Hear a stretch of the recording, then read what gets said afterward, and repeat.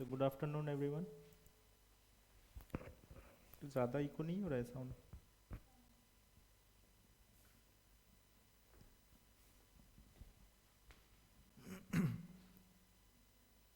Hello. Hello. Hello.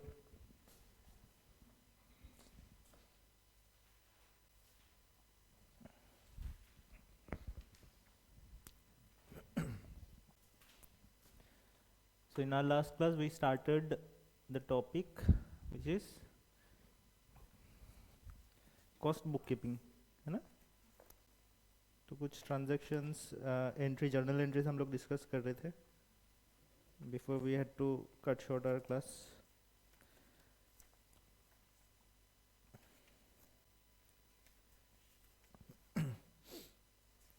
Okay, so which method we have to follow for this term? Non integrated account, है ना? हाँ, integrated syllabus में है ही नहीं तो इंटीग्रेटेड से आना नहीं चाहिए। आने से भी तो कोई दिक्कत नहीं है, वो तो सिर्फ एक ही जगह चेंज करना है, जनरल लेजर एडजस्टमेंट का जगह जो फाइनेंशियल अकाउंट्स में होता है वही डालना है, अदरवाइज एवरीथिंग इज सेम, है ना?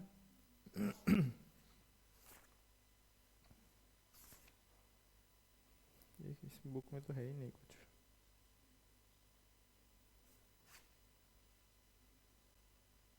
ओके, सो हमें कुछ कुछ कंट्रोल अकाउंट्स बनाना पड़ता है इसमें।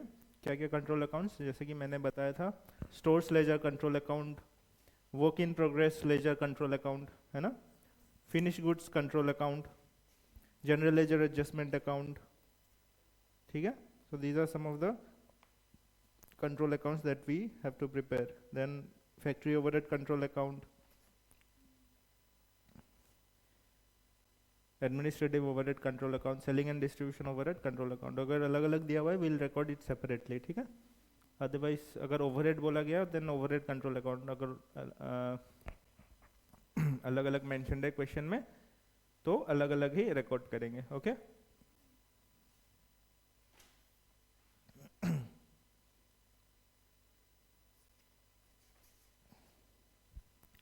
एक ही क्वेश्चन है ना? और है? दो है ना बुक में, दो क्वेश्चंस है। दूसरा वाला करा देते हैं।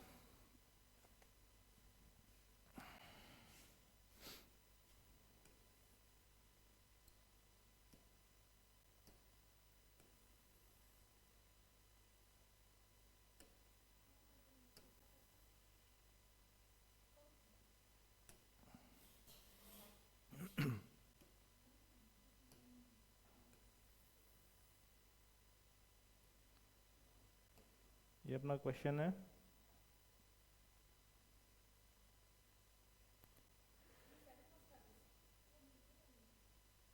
हाँ? क्या हो गया?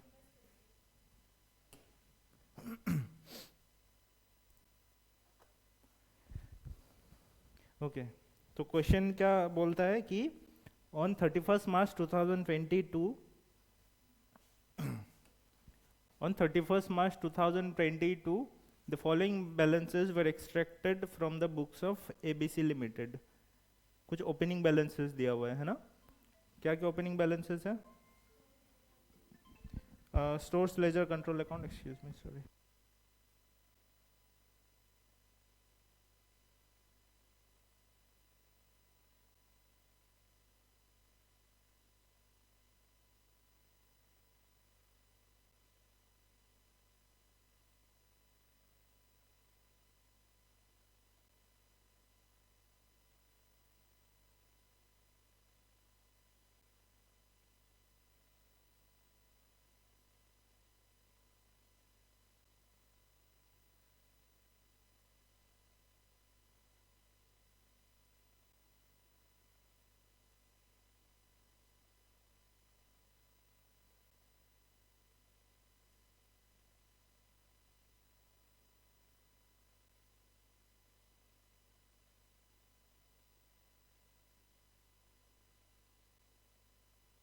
Sorry for the interruption.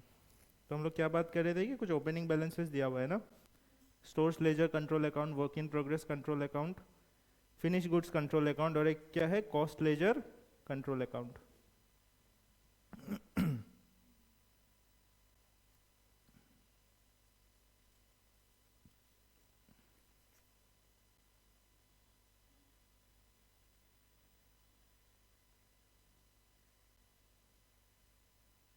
तो कॉस्ट लेजर कंट्रोल अकाउंट क्या है, क्योंकि क्रेडिट अकाउंट क्रेडिट बैलेंसेस है ना, बाकी सारा डेबिट बैलेंसेस है, मतलब एसेट्स। सिर्फ कॉस्ट लेजर कंट्रोल अकाउंट क्या है, क्रेडिट बैलेंस में है। तो cost ledger control account is another name of general ledger adjustment account, ठीक है। इसका और एक नाम क्या है, फाइनेंशियल लेजर कंट्रोल अकाउंट भी लिखा हुआ रह सकता है, जनरल लेजर एडजस्टमेंट अकाउंट भी लिखा हुआ रह सकता है, या कॉस्ट लेजर कंट्रोल अकाउंट, ठीक है। It is known by different names. The following transaction took place in April 2022. क्या क्या ट्रांजेक्शन हुआ है, रॉ मटेरियल परचेज किया हमने 95,000 का, रिटर्न किया है 3,000 का, and material issue to production 98,000, हाँ भाल, and return to stores is 3,000, ठीक है। प्रोडक्शन वेजेस है 40,000, इनडायरेक्ट वेजेस है 25,000, factory overhead expenses incurred is 50,000, selling and distribution administrative expenses is 40,000, cost of finish goods transferred to warehouse 2,13,000, cost of goods sold is 2,10,000 and sales is 3 lakh, ठीक है। उसके बाद क्या बोला गया कि factory overheads are applied to production at the rate 150% of the wages, any under और over absorbed overhead being carried forward for adjustment in the subsequent months, ठीक है। कोई अगर ओवर एब्जॉर्ब्ड है या अंडर एब्जॉर्ब्ड है तो हम लोग क्या करते हैं, सब्सिक्वेंट मंथ में उसको कैरी फॉरवर्ड करते हैं, है ना। All administrative selling and selling expenses are treated as period cost, मतलब उसी पीरियड में वो चार्ज होगा, ठीक है, and charge off to profit and loss account. Now we need to prepare what, we need to prepare cost ledger control account which is another name of general ledger adjustment account, फिर stores ledger account बनाना है, wages control account बनाना है, factory overhead control account बनाना है, work in progress, तो सारा ये चीज बनाना है हमें। हाँ, सब अलग अलग लेजर्स बनाना है। लेजर के साथ साथ हम लोग थोड़ा जर्नल एंट्रीज भी, सब एंट्रीज का समझ लेंगे, क्या क्या जर्नल एंट्रीज बनेगा। पहला बात, जब लेजर्स बनाना है तो लेजर्स के साथ साथ हमें जो ओपनिंग बैलेंसेस है वो पुट करना पड़ता है कि नहीं। तो पहले ओपनिंग बैलेंसेस पुट कर लेते हैं। क्या क्या अकाउंट बनेगा हम लोग पहले वो भी डिस्कस कर लेंगे कि जर्नल एंट्रीज क्या होगा। थोड़ा सा शॉर्ट में बना रहा हूँ जो भी अकाउंट है, ठीक है। पहले है वेजेस कंट्रोल अकाउंट बनाना है, ठीक है। बी में क्या बनाना है, बी में कॉस्ट ऑफ गुड सोल्ड,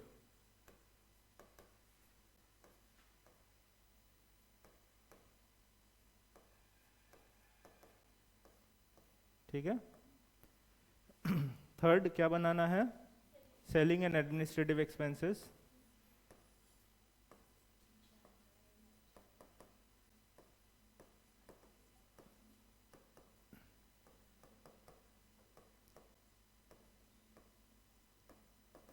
ठीक है। Number 4 cost ledger control account, ये थोड़ा बड़ा बनेगा।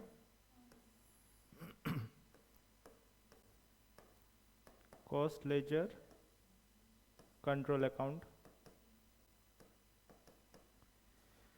उसके बाद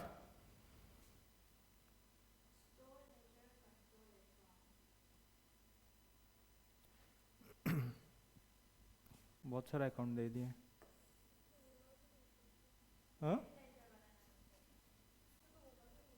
किसमें, एक स्क्रीन में तो होगा भी नहीं। क्या करना पड़े बताओ, उपाय नहीं है। थोड़ा देखने में इजी हो जाता है क्वेश्चन रहने से, नहीं तो बार बार स्विच करते रहना पड़ेगा। सेलिंग एंड डिस्ट्रीब्यूशन फिर ठीक है, बनाते हैं, देखते हैं कितना बनता है। कॉस्ट लेजर कंट्रोल हो गया, स्टोर्स लेजर कंट्रोल।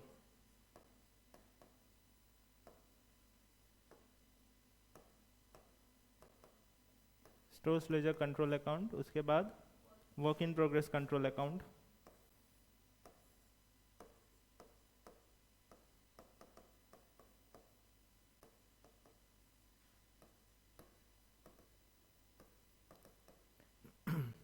उसके बाद फिनिश गुड्स कंट्रोल अकाउंट,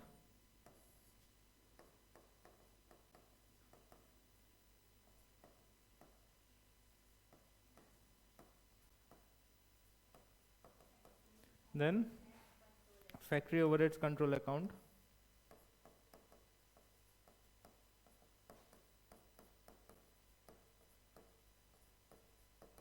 उसके बाद कॉस्टिंग नहीं गरमे दी दियक मैं हेरी करी मिलाई खाई दिम।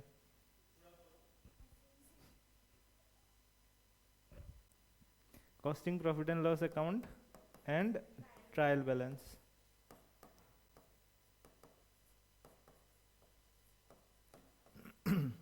ओके तो सबसे पहले हम लोग क्या करेंगे, जो भी ओपनिंग बैलेंसेस है उसको एक बार पुट कर देते हैं, ठीक है। ओपनिंग बैलेंस किसका किसका है, स्टोर्स लेजर, थैंक यू पापा ना लगा वो मतलब ठंडा है लोग। ओके सो ओपनिंग बैलेंसेस पहले किसका है, स्टोर्स लेजर। तो हम लोग यहाँ पे क्या लिखेंगे, बाय बैलेंस, हाँ to balance BD,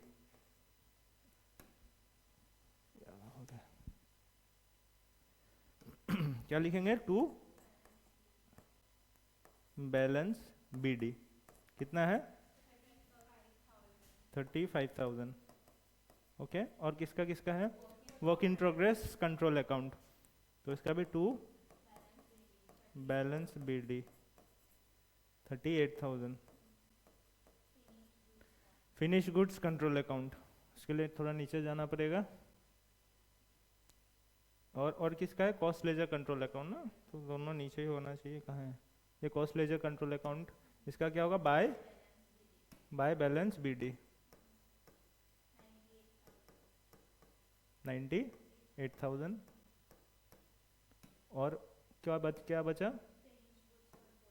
finish goods control account कितना है 25,000, ठीक है। तो फिनिश गुड्स कंट्रोल अकाउंट में हम लोग लिखेंगे टू बैलेंस बीडी 25,000, ठीक है। ओपनिंग बैलेंस सारा पुट कर दिया। अभी हम लोग ट्रांजैक्शंस पे आते हैं, क्या क्या ट्रांजैक्शन ड्यूरिंग द ईयर हुआ है, ठीक है।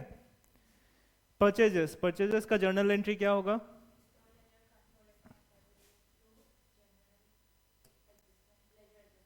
Stores ledger control account debit to general ledger adjustment account, ठीक है। किसी को कुछ डाउट है, फाइनेंशियल अकाउंटिंग में क्या एंट्री होता है, purchase account debit to cash या क्रेडिटर्स अकाउंट। तो परचेजेस का जगह में हम लोग क्या लिखेंगे, स्टोर्स लेजर कंट्रोल अकाउंट, और कैश या क्रेडिटर्स के लिए हम लोग क्या लिखेंगे, जनरल लेजर एडजस्टमेंट अकाउंट, ठीक है। तो यहाँ पे हम लोग कहाँ पे लिखेंगे, यहाँ पे ना, परचेजेस को डेबिट करेंगे, लिखेंगे कि to cost ledger control account. सबको आता है जर्नल एंट्री से लेजर पोस्ट करना, आता है ना। यहां पे क्या लिखेंगे, by stores ledger control account, क्योंकि हर एंट्री का डबल एंट्री होना चाहिए, सिर्फ ओपनिंग बैलेंस का सिंगल होगा, अदरवाइज डबल एंट्रीज होगा। 95,000 हमने मटेरियल परचेस किया, ठीक है। रिटर्न टू सप्लायर्स, जो हम लोगों ने अभी एंट्री किया उसका एग्जैक्टली उल्टा एंट्री होगा। तो यहाँ पे 2 लिखा था तो क्या लिखेंगे, बाय लिखेंगे। जनरल लेजर एडजस्टमेंट अकाउंट को डेबिट करेंगे to stores laser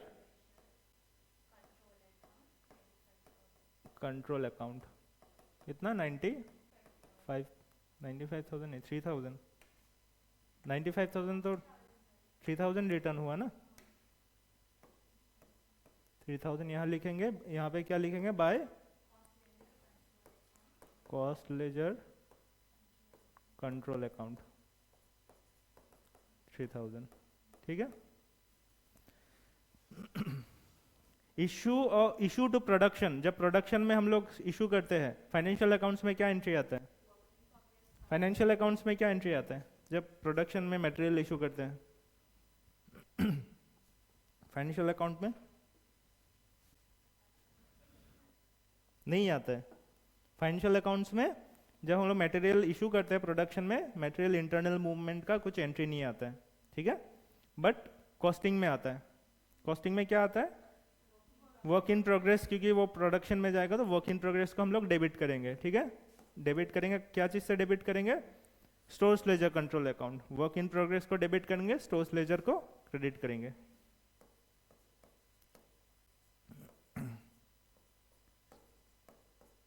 stores ledger control account कितना, 98,000 का हम लोगों ने इशू कर दिया। तो स्टोर्स लेजर से रिड्यूस हो जाएगा बाय WIP कंट्रोल अकाउंट। ठीक है, 98,000। ठीक है। Return to stores, return to stores अपने प्रोडक्शन में इशू किया था, अभी वापस से स्टोर्स में आ गया, रिटर्न कर दिया। ठीक है। तो हम लोग इशू करने का टाइम क्या एंट्री मारा था, WIP debit to stores ledger. अभी उसका एग्जैक्टली उल्टा हो जाएगा, स्टोर्स लेजर डेबिट होगा टू WIP। तो स्टोर्स लेजर को टू WIP करके डेबिट करेंगे। कितना अमाउंट है, 3,000। इसमें हम लोग क्रेडिट करेंगे bye stores laser.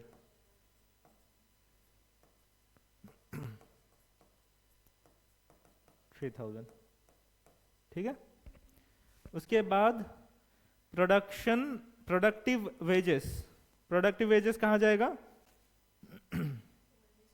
Wages control account debit करेंगे और क्रेडिट किसको करेंगे, जनरल लेजर। हम फाइनेंशियल अकाउंट्स में क्या एंट्री आएगा पहले वो बताओ, just think of financial accounts. वहाँ पे क्या एंट्री आएगा, वेजेस, वेजेस टू कैश या वेजेस टू जो बैंक। ठीक है। तो वेजेस का जगह में हम लोग क्या लिखेंगे, वेजेस कंट्रोल लिखेंगे, और बैंक का जगह में क्या लिखेंगे, जनरल लेजर एडजस्टमेंट अकाउंट। सो वेजेस कंट्रोल अकाउंट कहाँ गया, तो ऊपर चला गया। हाँ, वेजेस कंट्रोल को हम लोग डेबिट करेंगे, क्या लिखेंगे, to cost ledger control account, cost ledger control account. कितना है, 40,000। ठीक है। और इसमें बाय वेजेस कंट्रोल अकाउंट कितना, 40,000। उसके बाद इनडायरेक्ट वेजेस, कितना इनडायरेक्ट वेजेस, 25,000। ठीक है।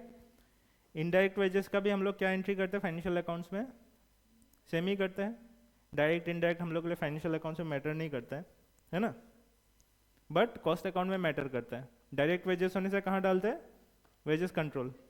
इनडायरेक्ट वेजेस होने से ओवरहेड में डालते हैं ना, ओवरहेड फैक्ट्री ओवरहेड में डालते हैं। वेजेस है दैट्स वाई फैक्ट्री ओवरहेड। ठीक है। ओवरहेड में जाएगा। नाउ क्वेश्चन इज कौन सा ओवरहेड में जाएगा, क्योंकि वेजेस है, वेजेस जनरली हम लोग, हाँ इनडायरेक्ट वेजेस भी जाएगा, लेकिन इनडायरेक्ट वेजेस कहाँ जाएगा, फैक्ट्री ओवरहेड में जाएगा। ठीक है। Why not selling distribution overhead, why not other overhead, wages बोला है। सैलरीज बोलने से हम लोग जनरली, वेजेस बोलने से फाइनेंशियल अकाउंट्स में कहाँ शो करते हैं, ट्रेडिंग अकाउंट में शो करते हैं। वाई ट्रेडिंग अकाउंट में, क्योंकि वो प्रोडक्शन प्रोसेस का पार्ट है। वेजेस एंड सैलरीज बोलने से trading account, but salaries and wages बोलने से profit and loss account. So anything which is shown in profit and loss account in financial accounts will show it in under administrative overhead या selling and distribution overhead. अगर वहाँ पे आप trial balance में show करो, यहाँ पे कहाँ शो करोगे? फैक्ट्री कॉस्ट का पार्ट. ठीक है ना. फैक्ट्री कॉस्ट में भी दो पार्ट आ जाता है, एक नॉर्मल वेजेस, एक मतलब direct wages, indirect wages. Direct wages होने से वेजेस कंट्रोल, इनडायरेक्ट वेजेस होने से फैक्ट्री ओवरहेड. क्लियर? सो ये कहाँ जाएगा? फैक्ट्री ओवरहेड कंट्रोल अकाउंट में जाएगा. टेल मी, आप बताओ. Factory overhead to general ledger adjustment या कॉस्ट कंट्रोल वटेवर. तो यहाँ पे फैक्ट्री ओवरहेड डेबिट करेंगे टू कॉस्ट कंट्रोल अकाउंट. ठीक है. कॉस्ट लेजर कंट्रोल अकाउंट कितना अमाउंट है? 25,000. हाँ, जनरल लेजर है, कॉस्ट लेजर जो भी लिखो. और बाय यहाँ पे क्या आ जाएगा? Factory overhead control account. ठीक है. 25,000. कुछ डाउट है यहाँ तक? सेलिंग एंड एडमिनिस्ट्रेटिव एक्सपेंसेस, ये तो ऑलरेडी स्पेसिफाई कर दिया. और सॉरी, उसका पहले कुछ है ना, फैक्ट्री ओवरहेड एक्सपेंसेस इनकर्ड. ये कहाँ जाएगा? ऑब्वियसली फैक्ट्री ओवरहेड में ही जाएगा. हाँ, इसका सेमी एंट्री होगा. अच्छा, इसमें नहीं, इसमें कुछ तो they have done something in the book.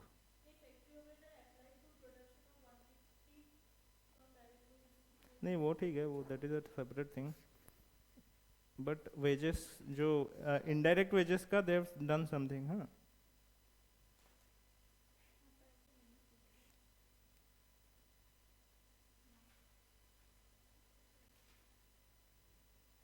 पहले देखो, दिखाओ बुक. मेरा वाला बुक में हो सकता है थोड़ा अलग तरीके से किया हो. For the indirect wages that we have discussed, book में क्या कैसे किया है ना, पहले उसको पे किया है वेजेस कंट्रोल से, फिर वेजेस कंट्रोल से उसको ट्रांसफर किया है फैक्ट्री ओवरहेड कंट्रोल में. ठीक है. क्योंकि वेजेस को they want to show in at one place. Wages को एक जगह में ही कंट्रोल करना चाह रहे हैं वो लोग. ठीक है. कंट्रोल अकाउंट मतलब एक कोई दिक्कत नहीं है. हाँ, क्योंकि कैंसिल आउट करके अल्टीमेटली जीरो ही हो गया उस अकाउंट में. अब डायरेक्टली भी कर सकते हो. ठीक है.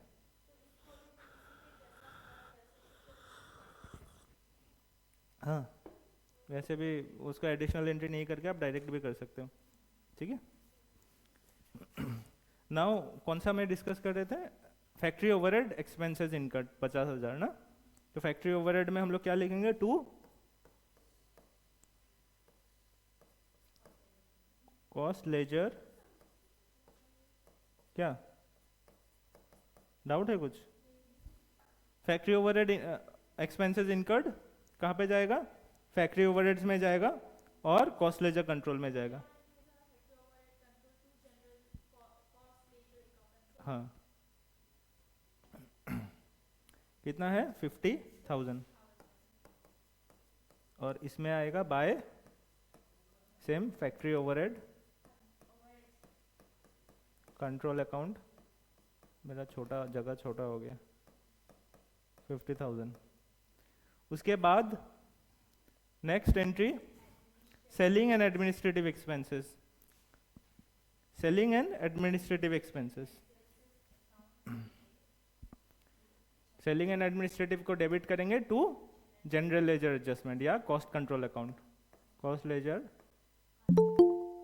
कंट्रोल अकाउंट कितना है?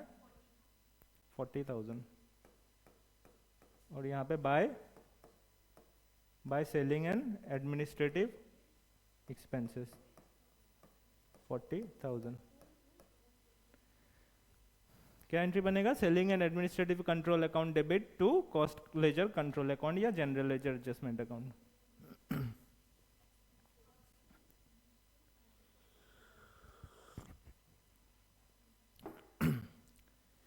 उसके बाद सेल्स. सेल्स कितने का हुआ है? अच्छा, उसके बाद sorry, cost of finish goods transfer to warehouse. Warehouse में हमने कितना ट्रांसफर किया? 2,13,000 का। कहाँ से ट्रांसफर करेंगे वो? कहाँ से ट्रांसफर करेंगे? आप फैक्ट्री से ट्रांसफर करोगे? फैक्ट्री मतलब हम लोग का हिसाब से यहाँ पे फैक्ट्री कौन सा है, कौन सा लेजर में फैक्ट्री रिफ्लेक्ट हो रहा है? वर्क इन प्रोग्रेस है ना। गुड्स तो वर्क इन प्रोग्रेस में है ना। आपने स्टोर्स में डाला, स्टोर से वर्क इन प्रोग्रेस में इशू किया, वर्क इन प्रोग्रेस से कहाँ जाएगा? वेयर हाउस में जाएगा, फिनिश गुड्स में जाएगा, फिनिश गुड्स से वो सेल में जाएगा, है ना। तो हम लोग क्या करेंगे? फिनिश गुड्स डेबिट करेंगे और वर्क इन प्रोग्रेस को क्रेडिट करेंगे। वर्क इन प्रोग्रेस हम लोग आउट करेंगे। कितना आउट करेंगे? क्या नाम से आउट करेंगे? Finish goods control account.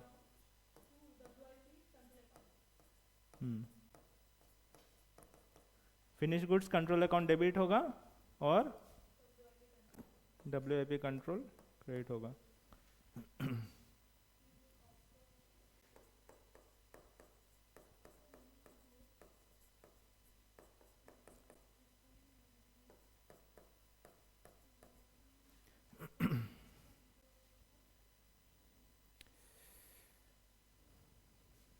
Next क्या है?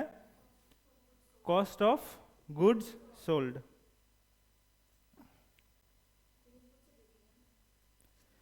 हाँ, फिनिश गुड्स से जाएगा। कितना सेल किया है? एंट्री क्या होगा?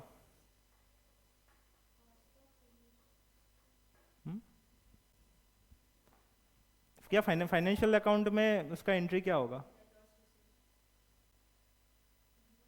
नहीं होगा। फाइनेंशियल अकाउंटिंग में इसका एंट्री होगा, सेल्स का एंट्री होगा, कॉस्ट ऑफ गुड्स का, गुड्स सोल्ड का एंट्री नहीं होगा। ठीक है।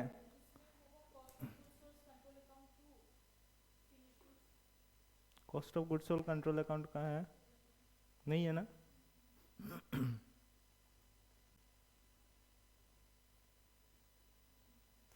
नहीं पता। Cost of goods sold financial accounts में कहाँ शो करते हो? डायरेक्टली शो नहीं करते हो, बट इनडायरेक्टली एक तरीके से शो करते हो। ट्रायल बैलेंस में शो करते हो। जो आप परचेजेस, ओपनिंग बैलेंस, वो क्या है अल्टीमेटली? प्लस माइनस करके वो क्लोजिंग स्टॉक, इधर ओपनिंग स्टॉक, इधर परचेजेस, इधर वेजेस, वो क्या है अल्टीमेटली? ग्रोस प्रॉफिट जो निकालते हो आप सेल से, क्या करते हो? कॉस्ट ऑफ गुड्स सोल्ड को माइनस करके ग्रोस प्रॉफिट निकालते हो। कहाँ पे शो करते हो? ट्रेडिंग अकाउंट में। यहाँ पे कहाँ शो करेंगे? Costing profit and loss account में शो करेंगे। ठीक है।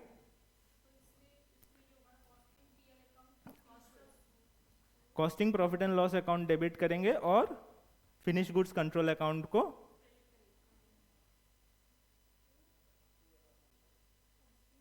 क्रेडिट करेंगे। लेकिन बुक में एक एडिशनल अकाउंट आपको बना के दिया गया है जो कि है cost of goods sold account.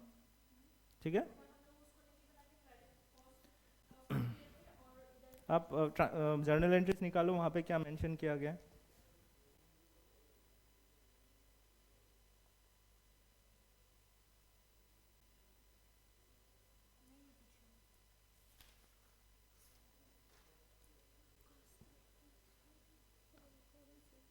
तो जर्नल एंट्री नहीं है इसका।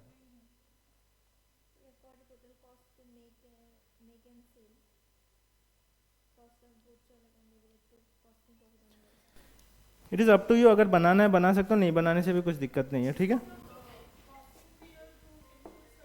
हाँ, आप डायरेक्टली कॉस्टिंग PL और टू फिनिश गुड्स भी कर सकते हो। दिया हुआ है? कहाँ है? अच्छा है, तो कॉस्ट ऑफ गुड्स सोल्ड तो बनाने दिया ही है। Excuse me.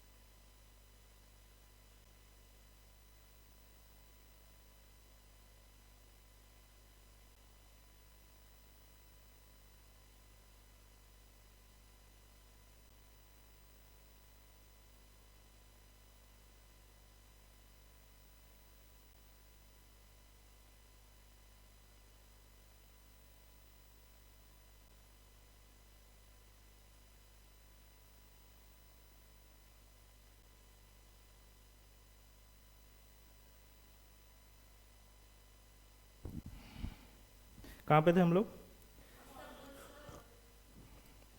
Cost of goods sold. तो cost of goods sold because अलग से अकाउंट हम लोग बना रहे हैं तो वहाँ पे ऑब्वियसली लिखना पड़ेगा, है ना? Cost of goods sold to finish goods, finish goods control account, है ना? क्या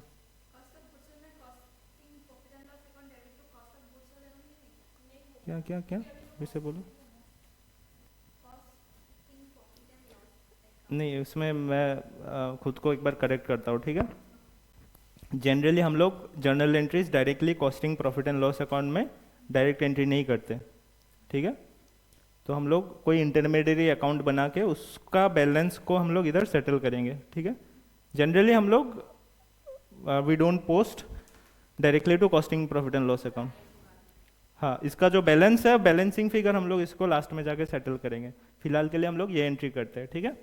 cost of goods sold debit करेंगे और finish goods control account credit करेंगे। कितना अमाउंट है? 2,10,000। और इधर by cost of goods sold, ठीक है? कितना था? 2,10,000।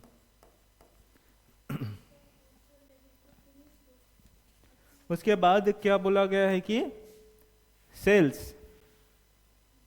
सेल्स का एंट्री करना है।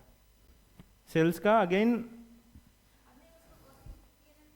लाएंगे बैलेंसिंग जब करेंगे ना, सब जीएल को क्लोज करना पड़ेगा ना at the end of the period, तब उसको ट्रांसफर करेंगे, ठीक है?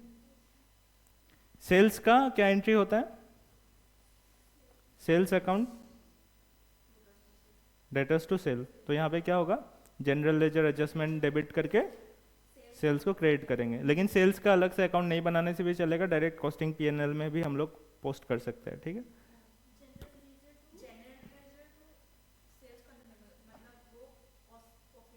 Costing profit and loss direct post कर सकते हो। अब अलग से बनाना चाहते हो तो कोई दिक्कत नहीं है, you can prepare a separate account named sales control account, फिर उसका बैलेंस कॉस्टिंग पीएनएल में अल्टीमेटली यहीं पे आएगा क्योंकि उसमें कुछ एडजस्टमेंट नहीं है, ठीक है? तो हम लोग यहाँ पे क्या लिखेंगे? बाय क्या लिखेंगे? Bye general ledger. यहाँ पे हम लोग क्योंकि कॉस्ट लेजर कंट्रोल लिख रहे हैं, cost ledger control account 3 lakh, ठीक है? ये क्रेडिट एंट्री बन गया। डेबिट एंट्री यहाँ आएगा to costing profit and loss account, ठीक है? 3 लाख ही था, अच्छा ठीक है, हो गया। जर्नल एंट्रीज हो गया सारा जर्नल एंट्रीज। कुछ डाउट है इसमें? नहीं है? नाउ नेक्स्ट पॉइंट में बोला गया है कि फैक्ट्री ओवरहेड। देखो, अगर ये सब पॉइंट्स अगर नहीं लिखा रहता लास्ट में, अगर ये पॉइंट नहीं, सपोज मैं इमेजिन करता हूँ कि नहीं लिखा हुआ है, तो सारा हम लोग बैलेंस करते हैं, ठीक है? बैलेंस करके जो जहाँ पे पुट करना है वो पुट कर देते हैं। फॉर एग्जाम्पल एक एक करके हम लोग देखते हैं। मैं इमेजिन कर रहा हूँ कि अभी ये एडजस्टमेंट्स नहीं है, ठीक है?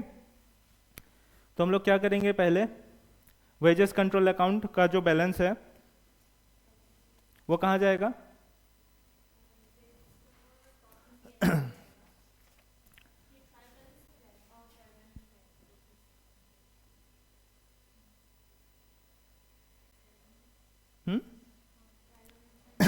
क्यों?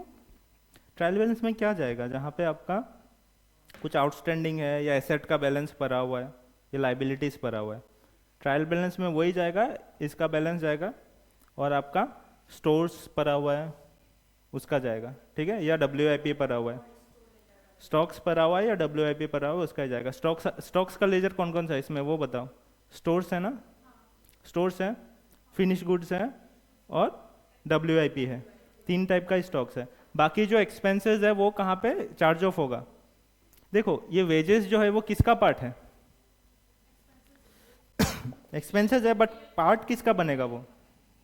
वो पार्ट बनेगा WIP का। आप जो प्रोडक्ट बना रहे हो अल्टीमेटली उसका पार्ट बनेगा कि नहीं, वर्क इन प्रोग्रेस का पार्ट बनेगा। Are you understanding? इमेजिन करो कि आप कॉस्ट शीट बना रहे हो, वेजेस का किसका पार्ट होता है? फैक्ट्री कॉस्ट का पार्ट होता है।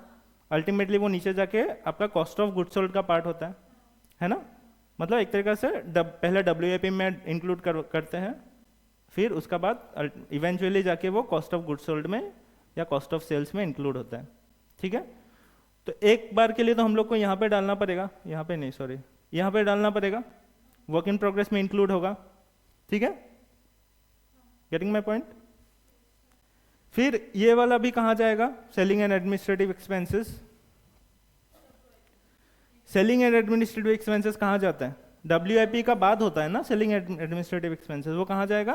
Cost of good sold. Simple, आप उसका लॉजिक लगाओ जो हमने किया है ना, कॉस्ट शीट बनाया है ना, उसका लॉजिक सोचो एक बार। ठीक है,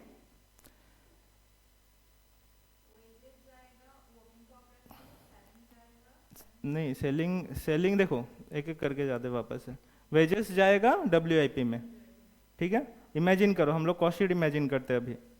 पहले क्या था? प्राइम कॉस्ट निकालते हैं, फिर wages sorry factory overheads include करके हम लोग फैक्ट्री कॉस्ट निकालते हैं। उसके बाद WIP निकाल के भी ग्रॉस नेट फैक्ट्री कॉस्ट निकालते हैं, है ना। उसके बाद क्या इंक्लूड करते हैं?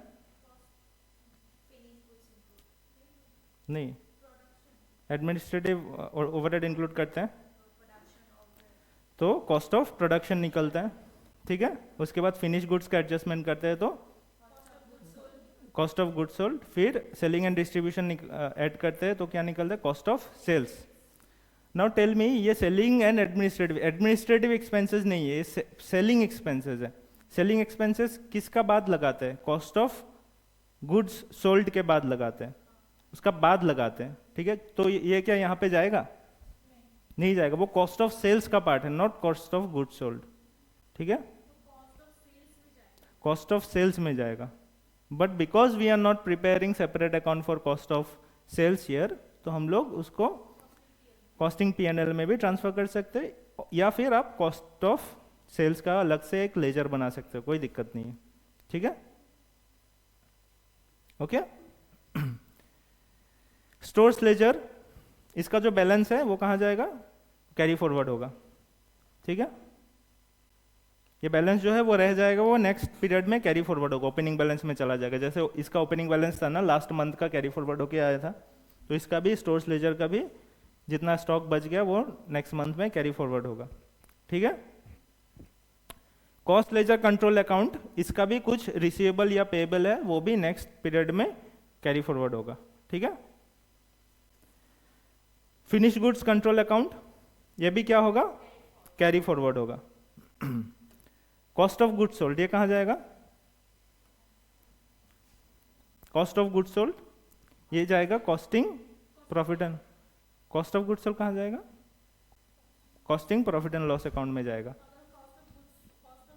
कॉस्ट ऑफ सेल्स अगर बना रहे तो पहले कॉस्ट ऑफ सेल्स में ट्रांसफर करो, फिर उसका जो बैलेंस है वो costing profit and loss account में ट्रांसफर करो। ठीक है, एक एडिशनल स्टेप आपका बन जाएगा। Then factory overhead control account, वो कहाँ जाएगा? ये तो बताना चाहिए आपको, WIP में जाएगा। ठीक है, बिकॉज फैक्ट्री ओवरहेड कहाँ आता है? WIP का पहले आता है। और क्या अकाउंट बचा? और जो भी बैलेंसेस हम लोग यहाँ पे फिनिश गुड्स, स्टोर्स लेजर, वो कहाँ पे जाएगा? ट्रायल बैलेंस में जाएगा। ठीक है, हाँ, जो भी कैरी फॉरवर्ड हम लोग कर रहे हैं वो जाएगा ट्रायल बैलेंस में। ठीक है, नाउ अभी हम लोग थोड़ा देखते हैं कि एडजस्टमेंट दिया हुआ है, तो हम लोग डायरेक्टली ऐसे क्लोज नहीं कर सकते हैं। यहाँ पे क्या बोला गया? Factory overheads are applied to production at 150% of the direct wages. मतलब अदरवाइज फैक्ट्री ओवरहेड हम लोग क्या करते थे? इसका जो बैलेंस आ रहा है ना 75,000, स्ट्रेट अवे हम लोग वर्क इन प्रोग्रेस में लेके चले जाते हैं, है ना। लेकिन हम लोग वैसे नहीं कर सकते हैं, क्योंकि यहाँ पे अमाउंट स्पेसिफाई कर दिया है। कितना अमाउंट स्पेसिफाई किया है? 150% of the direct wages. Direct wages कितना था? 40,000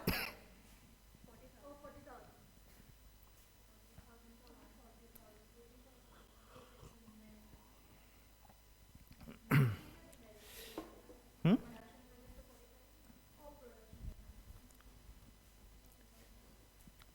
तो देखो इसका बैलेंस हम लोग कहाँ पे ट्रांसफर करते?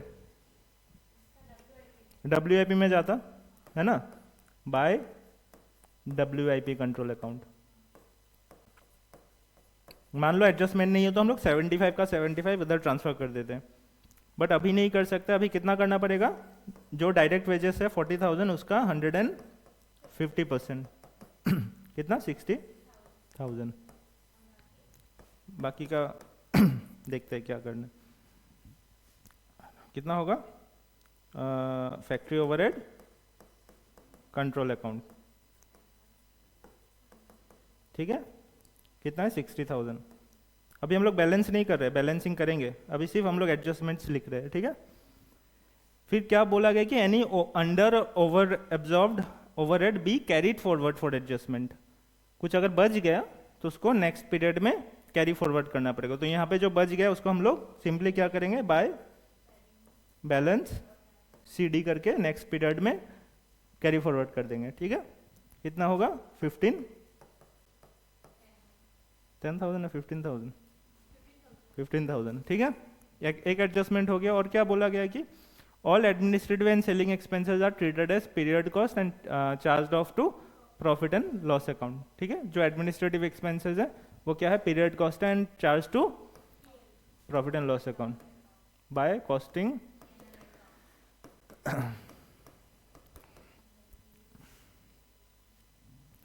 ठीक है। 40,000 यहाँ पे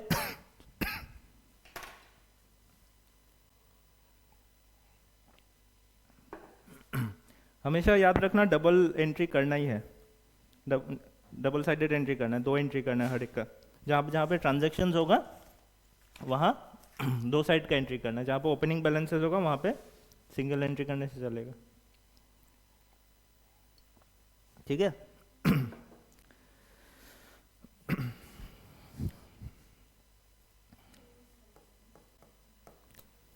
टू कहाँ पे था हम लोग? To selling and administrative expenses 40,000। ये अकाउंट क्लोज हो गया।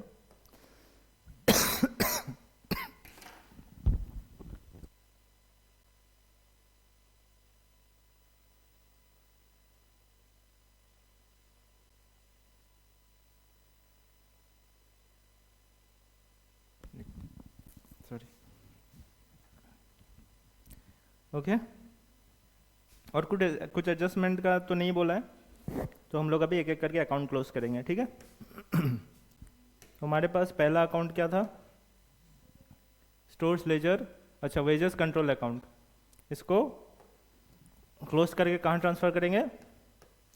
Can anyone tell me? Work in progress by WIP control account 40,000, ठीक है।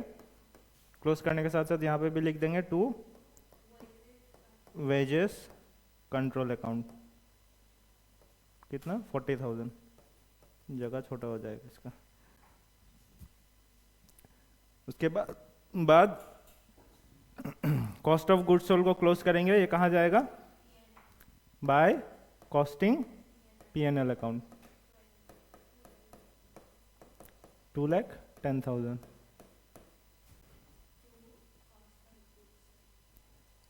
यहाँ पे कॉस्टिंग P&L में आएगा to cost of goods sold 2,10,000, ठीक है।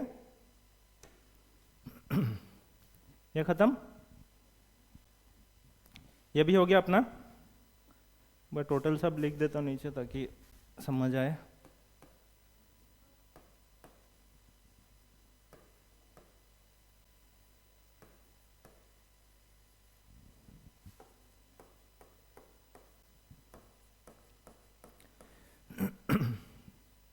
कॉस्टिंग लेजर कंट्रोल अकाउंट को जो बैलेंस बचेगा वो कहाँ जाएगा? कहाँ जाएगा? ट्रायल बैलेंस में जाएगा। ठीक है, कितना आ रहा है बैलेंस इसका?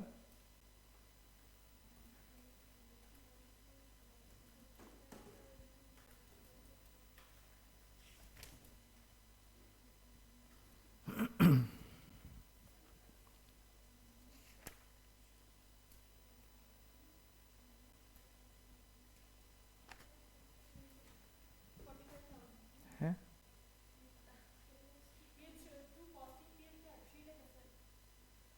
3 लाख है, यहाँ पे तो 95 आ रहा है। हम लोग कुछ मिस किया क्या इसमें? Costing profit and loss account में 50,000 ट्रांसफर किया, क्या चीज़ का ट्रांसफर किया? क्या चीज़ का ट्रांसफर किया है वो?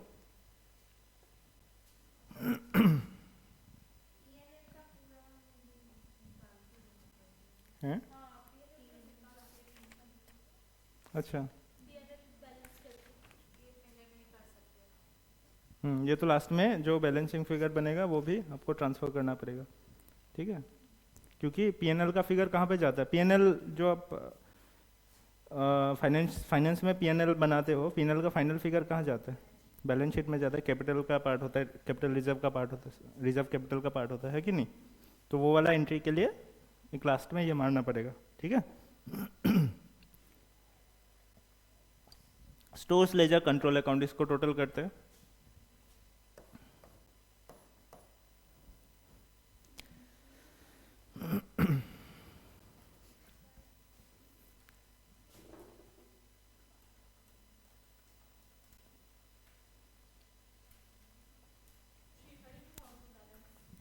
बाय बैलेंस सीडी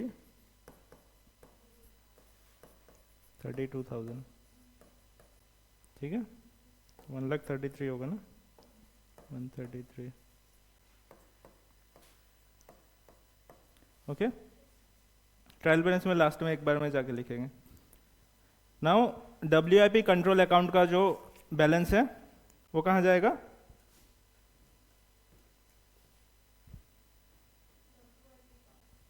हाँ,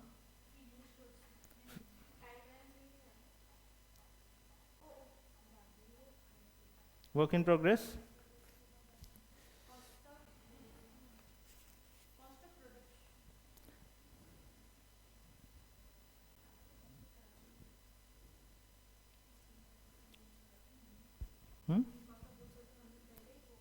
कॉस्ट ऑफ गुड्स सोल्ड का जो बैलेंस है वो कहाँ से आया? फिनिश गुड्स से आया। ठीक है, लेकिन फिनिश गुड्स में देखो तुम्हारे पास स्टॉक ही नहीं है, उतना का स्टॉक ही नहीं है, तुमने ट्रांसफर कर दिया। तो वर्क इन प्रोग्रेस का 2,13,000 ऑलरेडी वी हैव बुक्ड है ना, ट्रांसफर तो ऑलरेडी कर ही दिया है। तो उसका टोटल बैलेंस कितना आ रहा है वो पहले कैलकुलेट करो।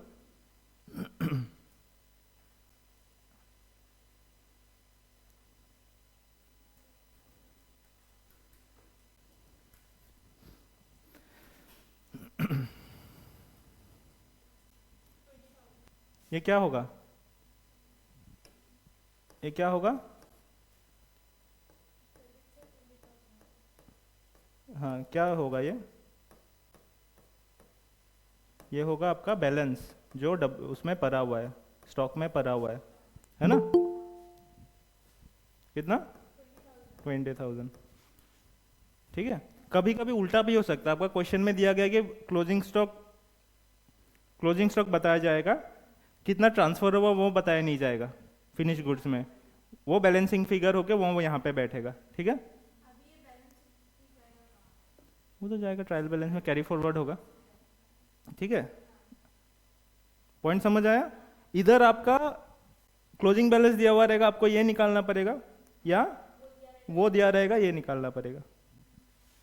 अगर बैलेंसिंग फिगर ये बनता है तो वो वहां पे आपको वापस से यहाँ पे भी एक एंट्री करना पड़ेगा फिनिश गुड्स में। ठीक है, हाँ? ट्रायल बैलेंस करेंगे, trial balance actually T format में नहीं होता है, उसको थोड़ा अच्छे से करेंगे। फिनिश गुड्स का जो बैलेंस है वो क्या होगा? वो भी बैलेंसिंग फिगर होगा, है ना?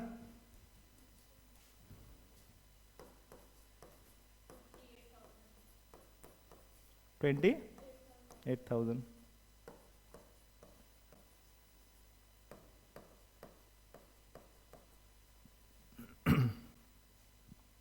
ठीक है।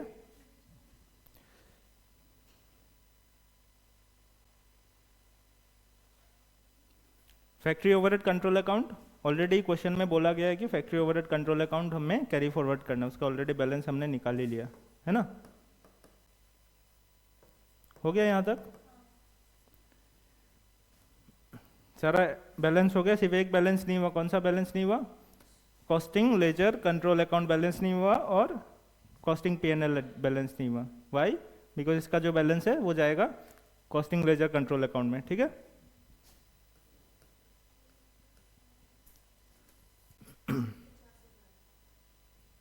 कितना? 50,000। तब जगह ही नहीं बचा यहाँ पे, इसको क्या करूँ थोड़ा सा, चलो कोई नहीं। टू क्या होगा? कॉस्ट लेजर कंट्रोल अकाउंट है ना, ये है अपना बैलेंसिंग फिगर 50,000। ठीक है। और यहाँ पे क्या लिखेंगे? By costing P N L 50,000। ठीक है।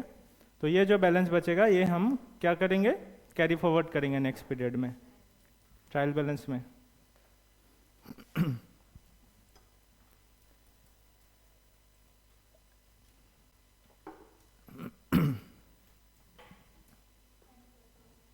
$95,000 बाय टू बैलेंस CD। ठीक है, बन गया। अभी हम लोग क्या बनाएंगे? Trial balance. ट्रायल बैलेंस कैसे बनता है? स्टेटमेंट का हिसाब से बनता है, टी फॉर्मेट में तो नहीं बनता।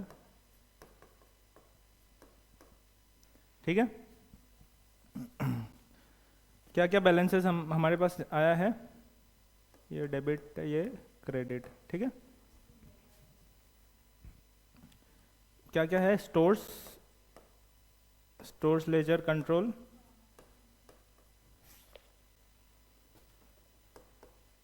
और WIP control account, finish goods control account, then factory overhead control account, हाँ, कॉस्ट लेजर कंट्रोल अकाउंट। ठीक है।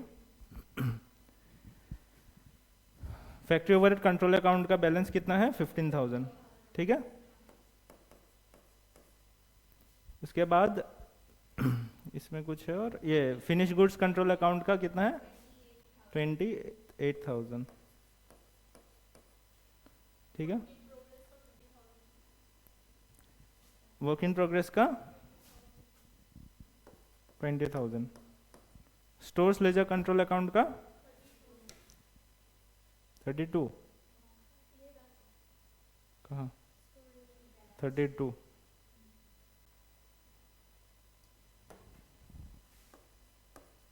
और कॉस्ट लेजर कंट्रोल अकाउंट का 95,000 क्रेडिट में जाएगा।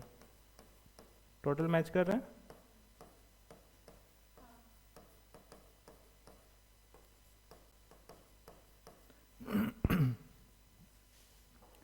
ठीक है, अंडरस्टूड? कुछ डाउट है?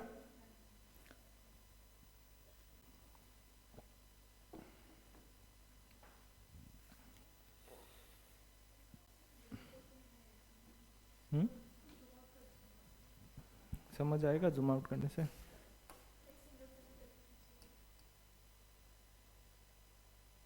दो पेज में कर लो।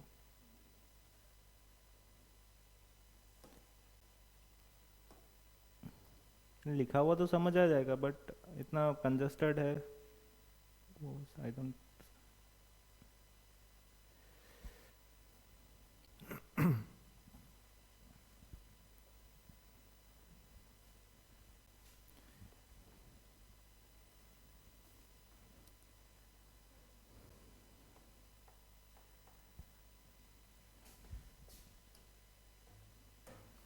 ठीक है, जर्नल एंट्री समझ आया कैसे फ्लो बनता है?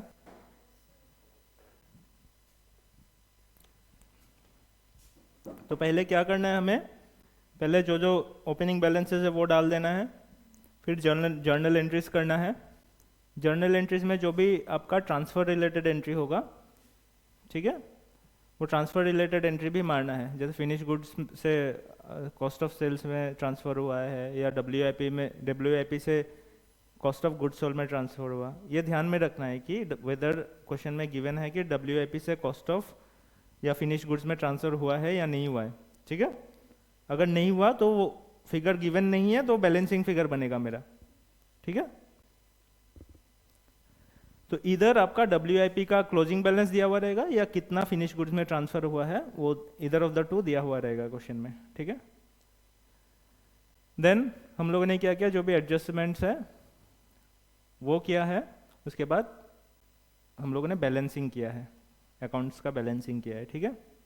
बैलेंसिंग में क्या ध्यान रखना है, cost of laser control account और कॉस्टिंग पीएनएल अकाउंट को लास्ट में बैलेंस करना है, क्योंकि कॉस्टिंग पीएनएल का जो बैलेंस है वो जाएगा कॉस्टिंग लेजर अकाउंट में, कॉस्ट लेजर या जनरल लेजर बोल लो, उसमें जाएगा, ठीक है। और stores, finish goods, then W I P control account, इसका जो बैलेंसेज है वो जाएगा कैरी फॉरवर्ड होगा नेक्स्ट पीरियड में, ठीक है। और कुछ कैरी फॉरवर्ड नहीं होगा unless and until otherwise mention. जैसे इस केस में स्पेसिफिकली मेंशन किया था कि कैरी फॉरवर्ड होगा, इसलिए हम लोग कैरी फॉरवर्ड कर रहे हैं, ठीक है। डन, ठीक है। आने से कर पाओगे क्वेश्चन एग्जाम में?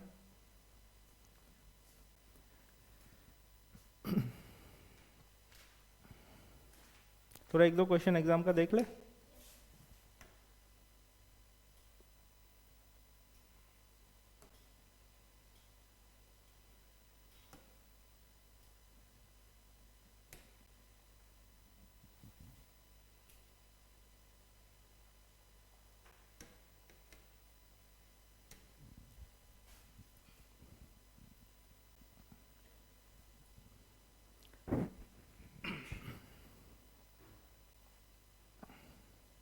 ये दिसंबर 2025 का पेपर है, देखते हैं आया है कि नहीं आया।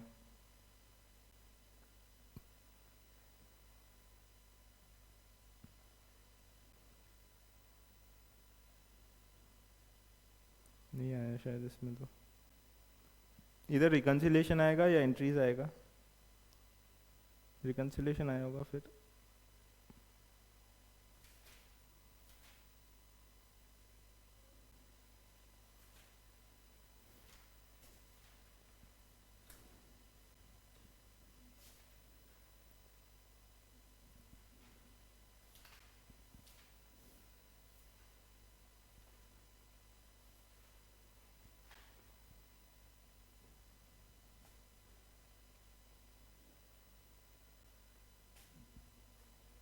नहीं आया?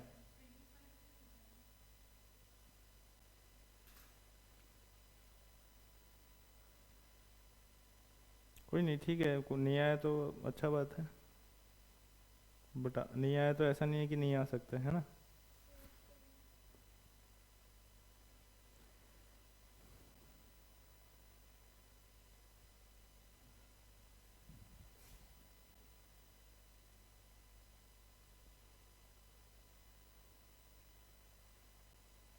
हाँ ये है ना, ये क्वेश्चन है, देखो इसमें दोनों चीज़ कंबाइन करके दिया है। एक तो आपको costing profit and loss account निकालना है और रिकनसाइल भी करना है। ये दिसंबर 24 है शायद, आया है। हाँ, दोनों साथ में भी कंबाइन करके भी क्वेश्चन दे सकता है कि अकाउंट्स भी बनो रिकनसाइल भी करो।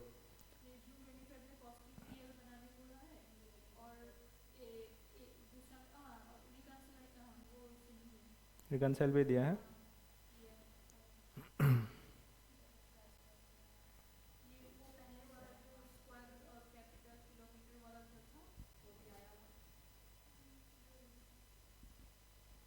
ये prepare the profit and loss account both as per financial records and as per cost records. Financial records obviously आप निकाल ही लोगे, कॉस्ट रिकॉर्ड्स में भी आपको हाँ हाँ। हम्म। तो इसमें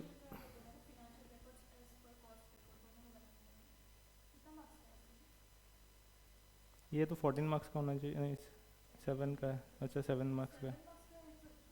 ज़्यादा कहाँ, कितना पॉइंट्स ही है तुमको? फाइनेंशियल बनाने में कितना टाइम लगेगा बताओ, खुद ही देख पढ़ के बताओ।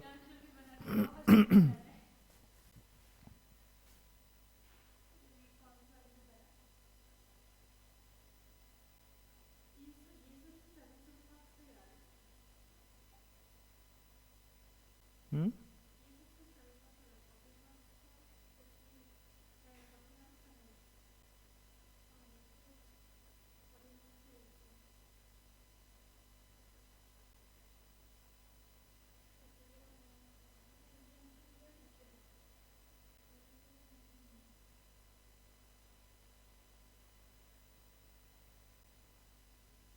सकोगे ये बनाने?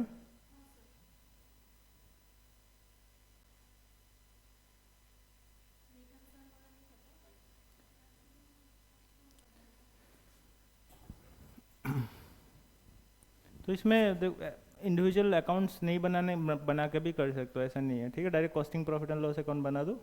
उसमें ऐसा नहीं कि एक एक करके हम लोग जो लेजर बनाए ना वैसा नहीं बनाना है। Simple costing profit and loss account बना दो, उसमें से डेटा पुट कर दो। जैसे ट्रायल बैलेंस से प्रॉफिट एंड लॉस अकाउंट बनाते हो ना, फॉर एग्जांपल फाइनेंशियल वाला जैसे बनाते हो वैसे ही बनाना है, ठीक है। ये मान लो मेरा costing profit and loss account है, ठीक है।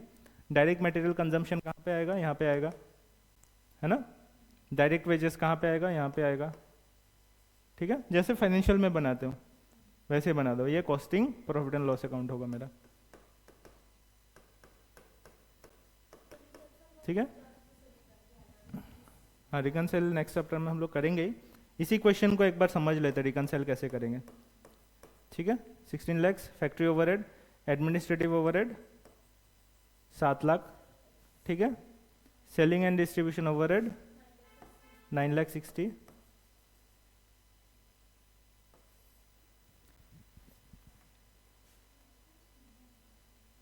फिर उसके बाद बैड डेट्स आएगा, कॉस्टिंग में नहीं आएगा bad debts, understood. Preliminary expenses return of नहीं आएगा, लीगल चार्जेस नहीं आएगा, ठीक है। डिविडेंड्स रिसीव्ड नहीं आएगा, इंटरेस्ट रिसीव्ड नहीं आएगा, सेल्स आएगा, ठीक है। तो हम लोग देखते हैं क्योंकि मतलब रिकनसाइल वाला चैप्टर करते हैं तब थोड़ा सा बेटर अंडरस्टैंडिंग होगा। फाइनेंशियल में आएगा। और सेकेंड थिंग, जो एडमिनिस्ट्रेटिव ओवरहेड है, यहाँ पे जैसे मैंने 7 लाख लिख दिया फॉर एग्जांपल, लेकिन यहाँ पे क्या लिखा हुआ है 6 पर यूनिट करके रिकवर करना है, ठीक है। तो ये 7 लाख यहाँ पे 7 लाख नहीं होगा, ठीक है। Similarly selling and distribution overhead 8 per unit sold, ठीक है। तो सेलिंग एंड डिस्ट्रीब्यूशन जो यहाँ पे मैंने 960 लिखा था वो 960 नहीं होगा, ठीक है। जितना गुड्स सोल्ड सेल किया उस मल्टीप्लाइड बाय 8 होगा, ठीक है। ओके। तो नेक्स्ट टॉपिक में हम लोग मूव ऑन करते हैं तो थोड़ा सा बेटर अंडरस्टैंडिंग होगा, ठीक है। कहाँ गया ये रहा। अच्छा, तो हमें तो इतना तो समझ आ गया कि रिकनसाइल क्यों करना है ना। क्योंकि कुछ कुछ एंट्रीज फाइनेंशियल अकाउंट्स में आता है जो कि कॉस्ट अकाउंट्स में नहीं आता है, जैसे कि बैड डेट्स हो गया, इंटरेस्ट इनकम हो गया, इंटरेस्ट एक्सपेंसेस हो गया, ठीक है। डेप्रिसिएशन तो नहीं, बट और भी कुछ कुछ एक्सपेंसेस है जो कि फाइनेंशियल्स में आता है और कॉस्टिंग में नहीं आता है। और कुछ एक्सपेंसेस है जो फाइनेंशियल में हम लोग एक्चुअल बेसिस में बुक करते हैं, बट कॉस्टिंग में on some predetermined basis book करते हैं, जिसको हम लोग एब्जॉर्प्शन रेट बोलते हैं, ठीक है। उसकी वजह से भी डिफरेंस आ सकता है, ठीक है। और जैसे टैक्स का भी ट्रीटमेंट फाइनेंशियल अकाउंट्स में करते हैं, कॉस्टिंग में हम लोग नहीं करते, ओके। तो यहाँ पे कुछ कुछ आइटम्स हम लोग एक बार पढ़ लेते हैं कि जो कि हम लोग सिर्फ फाइनेंशियल अकाउंट में शो करते हैं, कॉस्टिंग में शो नहीं करते, ठीक है। Loss arising from the sale of fixed assets, आप कुछ फिक्स्ड एसेट्स सेल कर रहे हो, वो क्या प्रोडक्शन का पार्ट है? नहीं है। Then loss on sale of investment, loss हो या इनकम हो दोनों चीज आएगा, ठीक है। Loss on sale of investment और discount on debentures etcetera. Interest on bank loan, mortgage debenture, पता है। Then expenses in connection with issue and transfer of share, these are some of the examples of financial charges, ये financial accounts में आता है, costing में नहीं आता है। Then appropriation of profits, donation किया आपने, चैरिटी किया, इनकम टैक्स पे किया, मतलब ये सारा क्या है, प्रॉफिट का बाद का खर्चा सब है, ठीक है। इनकम टैक्स पे किया या डिविडेंड पे किया या रिजर्व में ट्रांसफर किया, ठीक है। तो उसकी वजह से जैसे हम लोग अभी अभी देखा था ना, जो costing profit and loss account का बैलेंस हम लोग कहाँ ट्रांसफर किया था, जनरल लेजर एडजस्टमेंट में, वो क्या है, रीअप्रोप्रिएशन ऑफ प्रॉफिट है, ठीक है। प्रॉफिट तो मेरा फ्रीज हो गया था, ठीक है, उसके बाद हम लोगों ने ट्रांसफर किया, सो वो भी कॉस्टिंग प्रॉफिट में रिफ्लेक्ट नहीं होगा, ठीक है। Writing off intangible and fictitious assets, goodwill write off किया, patent, advertisement expenses, preliminary expenses, ठीक है। प्योर फाइनेंशियल इनकम्स, जैसे मतलब जो कि आपका बिजनेस जो प्रोडक्शन प्रोसेस है उससे कनेक्टेड नहीं है, जैसे रेंट रिसीव किया या profit on sale of fix assets, share fee received, interest on bank deposits, dividend received etcetera are part of financial accounts only. Then items shown in cost accounts, सिर्फ cost account में ही हम लोग show करते हैं, वो financial account में show नहीं करते हैं। ऐसा क्या क्या आइटम्स है?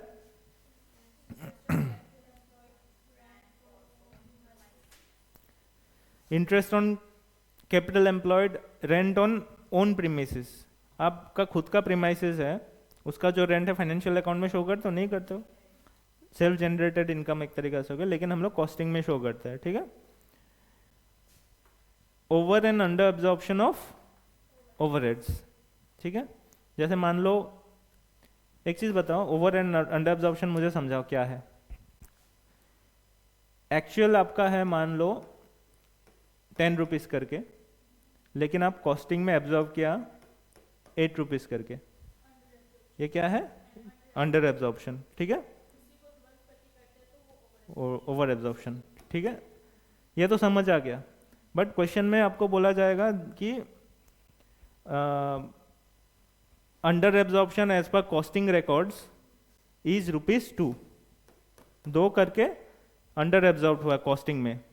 आप मान लो फाइनेंशियल अकाउंटिंग से स्टार्ट किया, profit as per financial accounting से स्टार्ट किया, जैसे आप बैंक रिकंसिलिएशन बनाते हैं ना, वहाँ पे क्या करते हैं हम लोग, बैलेंस एज पर बैंक निकालते हैं, फिर हम लोग अराइव करते हैं balance as per cash book plus minus करके। सिमिलरली यहाँ पे हम लोग प्रॉफिट एज पर मान लो फाइनेंशियल से स्टार्ट किया है, ठीक है। क्वेश्चन में बोला गया है कि आपका अंडर एब्जॉर्प्शन है, अंडर एब्जॉर्ब किया आपने कुछ एक्सपेंसेस, मान लो ओवरहेड कुछ है जो कि अंडर एब्जॉर्ब किया 2 रुपया करके। इसका मतलब क्या हुआ कि कॉस्ट में आपने कैसे ज्यादा करके दिखाया, कॉस्ट में कम करके दिखाया ना, कॉस्ट में आपने 2 रुपीज कम करके दिखाया। अभी मुझे बताओ, मैं अगर 100 रुपीज से स्टार्ट करता हूँ profit as per financial accounts, या 2 रुपीज प्लस होगा या माइनस होगा? थोड़ा सोच के बताओ आराम से।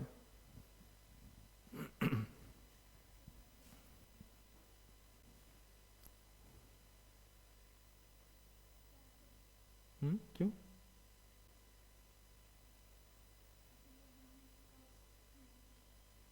अच्छा से समझाओ, प्लस होगा या माइनस होगा? क्यों माइनस या प्लस होगा? हाँ?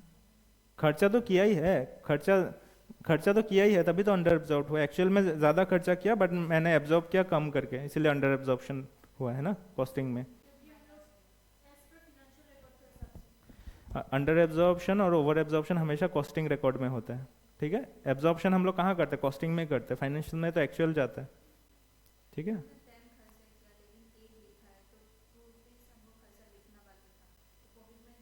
प्रॉफिट तो ज्यादा दिखा रहा होगा ना कॉस्टिंग में। मान लो अगर फाइनेंशियल में 100 प्रॉफिट दिखा था, कॉस्टिंग में कितना दिखाएगा? 102 दिखाएगा, ज्यादा दिखाएगा। तो हम लोग को क्या करना पड़ेगा, ये 2 रुपीज प्लस करेंगे, तभी हम लोग का कॉस्टिंग का फिगर प्रॉफिट हम लोग को मिलेगा, ठीक है। अंडरस्टूड। सिमिलरली अगर ओवर एब्जॉर्प्शन बोला मतलब कॉस्टिंग में हम लोग ज़्यादा माइनस करके रखे हैं, मतलब प्रॉफिट को कम दिखा के रखे हैं, तो उस प्रॉफिट में अराइव करने के लिए हमें क्या करना पड़ेगा, माइनस करना पड़ेगा। ठीक है, बहुत बार थोड़ा कंफ्यूजन हो जाता है, ये चीज़ तो समझ आता है, लेकिन जब ऐसा स्टेटमेंट दे देता है ना, अंडर एब्जॉर्ब्ड हुआ है, ओवर एब्जॉर्ब्ड हुआ, कंफ्यूजन हो जाता है माइंड में। ठीक है, नाउ नेक्स्ट रीजन क्या हो सकता है डिफरेंस का, difference due to different basis of stock valuation and depreciation method. ठीक है, जैसे हम लोग फाइनेंशियल में कंपनी एक्ट का हिसाब से करते हैं, कॉस्टिंग में कुछ और मेथड यूज कर लिया, फिर स्टॉक वैल्यूएशन हम लोग फाइनेंस में कैसे करते हैं,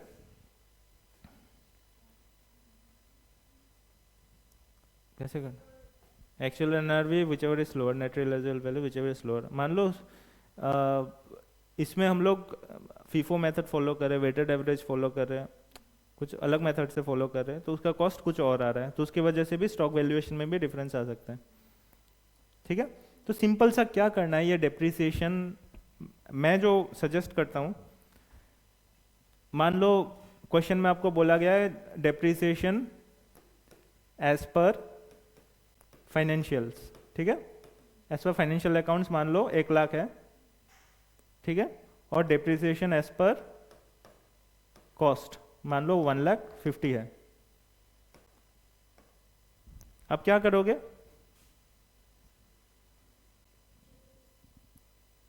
दिमाग ही नहीं लगाना है, ये डिफरेंस तो 50,000 है, मुझे भी पता है, अभी 50,000 प्लस करना है माइनस करना है, उतना क्यों सोचे, सिंपल सा ये करना है आपको। जो भी मान लो फाइनेंशियल का अकाउंट्स का प्रॉफिट से स्टार्ट किया, ठीक है, तो फाइनेंशियल वाला जो भी खर्चा है उसका ऐड कर दो, कितना ऐड करेंगे, 1 लाख, माइनस कितना करेंगे, 1.5 लाख। ठीक है, मतलब पहले 1 लाख को कैंसिल आउट कर देंगे, फिर जो एक्चुअल कॉस्ट में हुआ है उसको प्लस कर देंगे। सिमिलरली अगर कॉस्टिंग से स्टार्ट हुआ तो कॉस्ट वाला पहले ऐड कर देंगे और फाइनेंशियल वाला फिर माइनस करेंगे ताकि करेक्ट अमाउंट आए। ठीक है, तो उतना बिना दिमाग लगाए भी आप इजीली कर सकते हो इसको। सिमिलरली स्टॉक का बोला गया है कि स्टॉक का भी सिमिलरली बोला गया है कि आप फाइनेंशियल्स में मान लो 50,000 आपका आ रहा है, ठीक है, कॉस्ट में आ रहा है 40,000। ठीक है, क्या करोगे,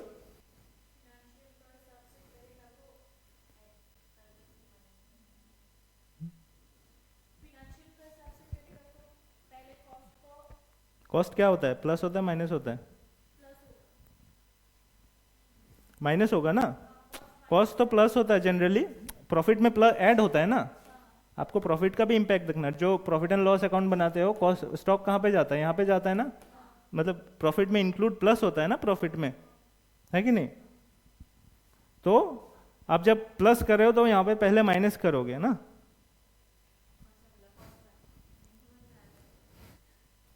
उसका पहले नेचर देखना है। ऐसा नहीं है कि मैंने बोला पहले प्लस करो फिर माइनस करो, उसका नेचर देखना है, जो आइटम है उसका नेचर देखना है। डेप्रिसिएशन क्या है, एक्सपेंसेस है, एक्सपेंसेस का नेचर क्या है, माइनस रिड्यूस करता है ना प्रॉफिट को, एक्सपेंसेस क्या करता है, प्रॉफिट को रिड्यूस कर देता है। ठीक है, तो मतलब माइनस होता है प्रॉफिट से, माइनस को एलिमिनेट करने के लिए आप क्या करोगे, प्लस करोगे, इसलिए प्लस किया फिर वापस से माइनस किया। स्टॉक का नेचर क्या है, प्रॉफिट को बढ़ाता है या घटाता है, बढ़ाता है, ये पॉजिटिव नेचर का है। इसको एलिमिनेट करने के लिए क्या करोगे, पहले माइनस करोगे, एलिमिनेट करने के लिए इसको पहले माइनस करोगे फिर प्लस करोगे। ठीक है, जो भी क्रेडिट में है उसको कैंसिल आउट करने के लिए आप पहले क्या करोगे, माइनस करोगे फिर प्लस करोगे, और जो भी डेबिट में एक्सपेंसेस है उसको पहले प्लस करेंगे फिर माइनस करेंगे। ठीक है, या फिर आप डिफरेंस वाला सोच के भी थोड़ा सा लंबा चौड़ा हो जाता है, उस प्रोसेस में मत जाना मेरे हिसाब से। अच्छा, प्रोसीजर ऑफ रिकंसिलिएशन एक्सपेंसेस, हाँ ये तो जो 2 एग्जाम्पल लिया अभी, ये क्या एग्जाम्पल था जिसमें दोनों में रिकॉर्ड हुआ है ना, बट कुछ आइटम्स ऐसा होता है जो एक में ही रिकॉर्ड होता है, जैसे बेड डेट्स ही फाइनेंशियल्स में ही रिकॉर्ड होता है, तो उसको प्लस करना चाहिए या माइनस करना चाहिए? अगर मान लो फाइनेंशियल से मैं स्टार्ट करता हूँ, आई एम एज्यूमिंग कि मैं फाइनेंशियल अकाउंट से स्टार्ट कर रहा हूँ, ठीक है, फाइनेंशियल प्रॉफिट से स्टार्ट करो। नाउ टेल मी, कॉस्टिंग का प्रॉफिट अराइव करने के लिए बैड डेट्स को प्लस करना है या माइनस करना है? माइनस तो ऑलरेडी हुआ है ना, ऑलरेडी आपको कॉस्टिंग में जाना है, कॉस्टिंग में तो ज़्यादा शो कर रहा होगा, फाइनेंस में कम शो कर रहा होगा। ऐड होता है क्या बैड डेट फाइनेंस में? माइनस होता है ना।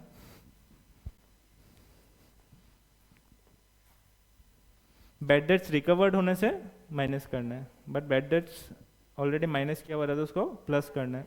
एक्सपेंसेस का हमेशा नेचर देखो क्या नेचर का है, ठीक है। अभी बताओ, इंटरेस्ट इनकम रिसीव्ड या डिविडेंड रिसीव्ड, डिविडेंड रिसीव्ड को क्या करना है फाइनेंशियल प्रॉफिट के साथ?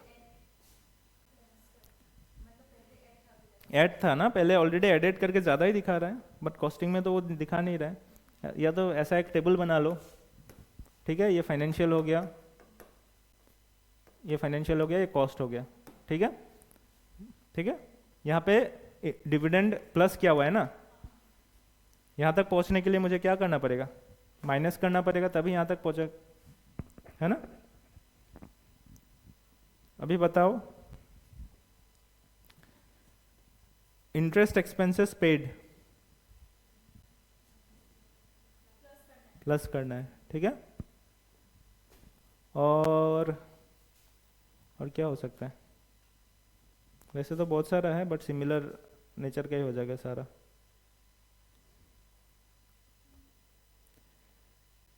जैसे मैंने बताया ना, अंडर एब्जॉर्प्शन। देखो यहाँ पे जो एडलेस लिखा हुआ है, this is always dependent on this, कि कहाँ से आप स्टार्ट कर रहे हो, ठीक है, उसका ऊपर डिपेंड करता है। कॉस्ट अकाउंट से स्टार्ट करोगे तो पूरा उल्टा हो जाएगा, ठीक है। हमें बेसिकली यही सोचना है कि फाइनेंशियल अकाउंटिंग में ज़्यादा शो कर रहा होगा या कम शो कर रहा होगा। अगर कॉस्टिंग से स्टार्ट करें, हमें सोचना है कि फाइनेंशियल अकाउंट्स में ज़्यादा शो कर रहा है या कम शो कर रहा है। सिमिलरली फाइनेंशियल अकाउंट से स्टार्ट करना है तो हमें सोचना है कॉस्ट अकाउंट के बारे में, वहाँ पे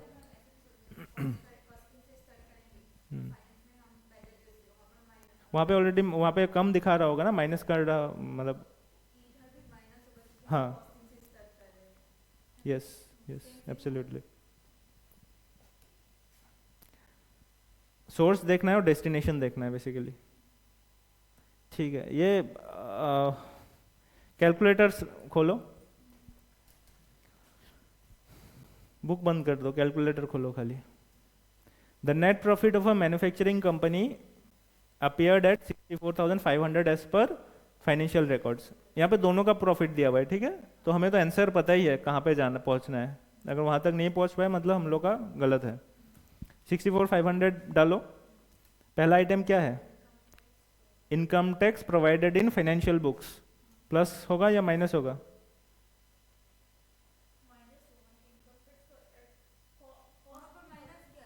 फाइनेंशियल से स्टार्ट कर रहा है ना,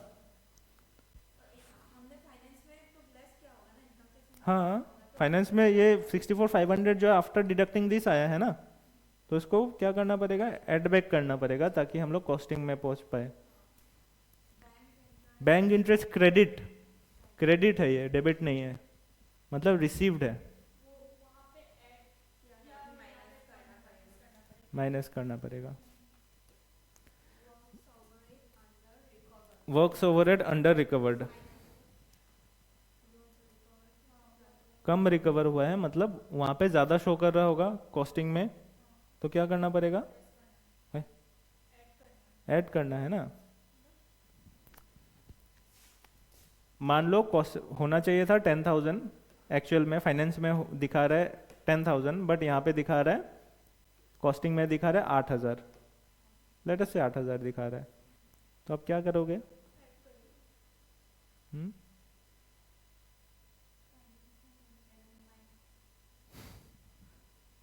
सिंपल, ज़्यादा मत सोचो, सिंपल सा बताओ।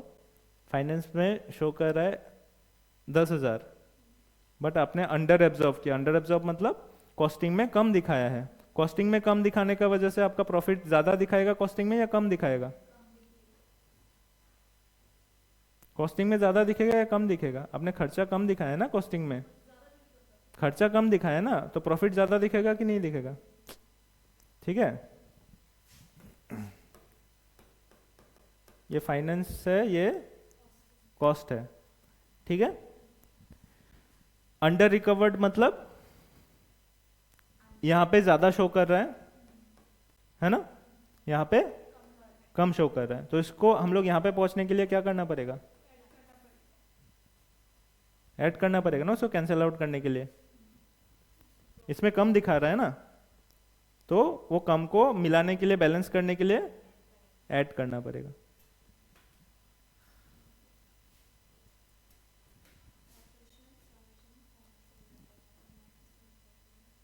Next, depreciation charge in the financial records. Depreciation financial records में चार्ज हुआ है, मतलब कम हुआ है। ठीक है, ऐसा नहीं कि कॉस्ट अकाउंट्स में चार्ज नहीं होता, कॉस्ट में भी चार्ज होता है।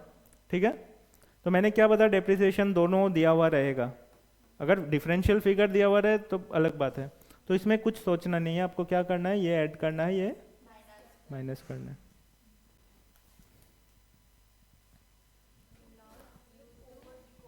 Now administrative expenses over recovered, इसका मतलब इसमें क्या हो रहा है, कम शो कर रहे हैं, है ना, इसमें ज्यादा शो कर रहा है। ठीक है, तो इसको बैलेंस करने के लिए हम लोग क्या करेंगे, इसको घटाना पड़ेगा, मतलब माइनस करना पड़ेगा।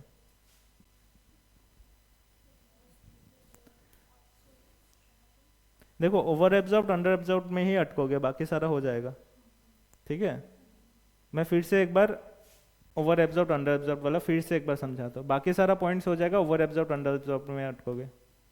ये मेरा फाइनेंशियल हो गया। अब कहीं से भी स्टार्ट करो, लॉजिक वही होगा। यहाँ पे अंडर एब्जॉर्ब हुआ, अंडर रिकवर्ड मतलब अंडर एब्जॉर्ब। पॉइंट नंबर 3, वो जीरो तो नहीं मार दिया? हाँ, नहीं मारा ना, ठीक है। 1550 मतलब अंडर एब्जॉर्ब हो। अंडर एब्जॉर्ब हमेशा कहाँ पे होता है, कॉस्टिंग में। एब्जॉर्प्शन कहाँ पे होता है, कॉस्टिंग में होता है। ठीक है, अंडर एब्जॉर्ब का इंपैक्ट क्या होता है कॉस्टिंग में, प्रॉफिट में क्या इंपैक्ट होता है अंडर एब्जॉर्ब का? प्रॉफिट ज्यादा हो जाएगा ना, आपने कम, अंडर मतलब कम एक्सपेंसेस दिखाया, तो प्रॉफिट में क्या इंपैक्ट होगा, ज्यादा। प्रॉफिट में ज्यादा दिखाया मतलब ऑब्वियसली यहाँ पे कम दिखाया।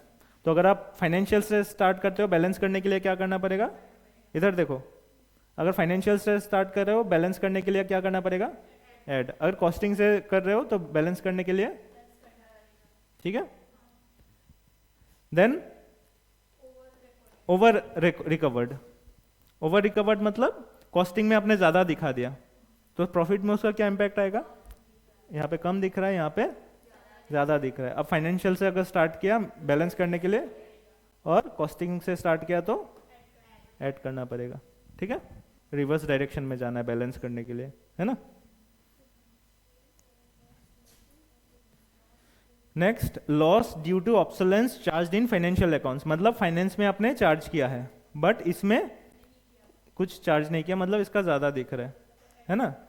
तो इसको बैलेंस करने के लिए क्या करोगे, उल्टा डायरेक्शन में जाना पड़ेगा।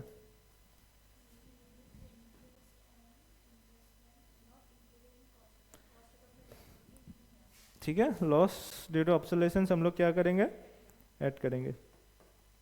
Next, interest on investment not included in cost account, जो इन्वेस्टमेंट किया उससे जो इनकम आया है उसको हम लोग कॉस्टिंग में ऑब्वियसली रिकॉर्ड नहीं किया है।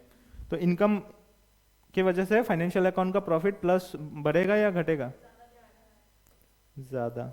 ठीक है, और यहाँ पे कम दिखा रहा है ना, तो हम लोग क्या करेंगे बैलेंस करने के लिए, तुम बताओ, लेस करेंगे, क्योंकि ये ऊपर जा रहा है ना, इसको नीचे डालना पड़ेगा।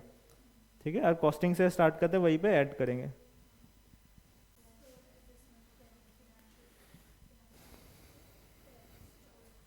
Store adjustment credit in financial books, credit मतलब प्रॉफिट को बढ़ाना, है ना। स्टोर्स मतलब प्रॉफिट को बढ़ा दिया हम लोग, और इसमें लेस, कम है ना, तो उसको क्या करना पड़ेगा, less. Loss due to depreciation in stock value. Depreciation in stock value हम लोग कहाँ पे करते हैं? फाइनेंशियल में करते हैं। क्यों? क्योंकि cost on NRV which ever is lower जो हम लोग ट्रीट करते हैं ना, तो ये वाला तो उसमें शो नहीं किया होगा, इसमें तो हम लोग कम कर दिया, लेकिन इसमें ज़्यादा शो कर रहा है, तो क्या करना पड़ेगा? ऐड करना पड़ेगा। आ रहा है? ठीक है, ठीक है। तो ऐसा टाइप का एक टेबल बना लेना बेटर होगा कि फाइनेंशियल में उसका क्या इम्पैक्ट हो रहा है, कॉस्ट प्रॉफिट का पॉइंट ऑफ व्यू से सोचना है हमेशा। ठीक है, नाउ टेल मी, अगर यहाँ पे प्रॉफिट नहीं देके लॉस दिया हुआ है मानो, तब क्या करोगे? कुछ नहीं करना, ऐसे ही करो। मैं तो बोलता हूँ ऐसे ही करो, लेकिन स्टार्टिंग में जो आप 64,500 कैलकुलेटर में टाइप किया था ना, उसको माइनस में टाइप करो, थॉट प्रोसेस चेंज मत करो। जैसे बीआरएस में भी आई थिंक ऐसे ही करते हो, वर्ड ड्राफ्ट रहने से माइनस से स्टार्ट करते हो, या कैसे करते हो बीआरएस में? सेम थॉट प्रोसेस सेम रखो, just opening figure you put it in minus. ठीक है, ठीक है। तो नेक्स्ट क्लास में थोड़ा प्रैक्टिकल्स करेंगे, अकाउंट्स भी बनाएंगे। ठीक है, थैंक यू।